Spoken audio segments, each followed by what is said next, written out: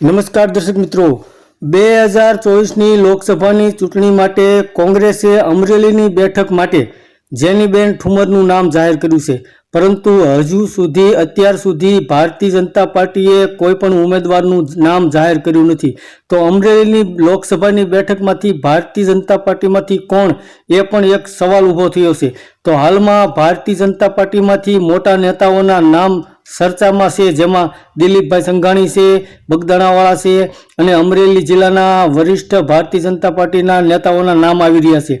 પરંતુ હાલમાં કોંગ્રેસ પાર્ટીએ તો અમરેલીની બેઠક માટે વીરજીભાઈ ઠુમરના પુત્રી, જેઓ વીરજીભાઈ પહેલા સાંસદ રહી ચૂક્યા છે, તેમના પુત્રી જેનીબેન ઠુમરને કોંગ્રેસે અમરેલી લોકસભામાંથી ટિકિટ આપી છે.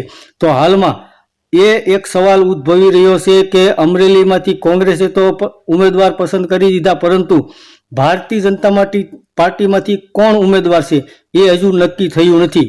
ધન્યવાદ દર્શક મિત્રો.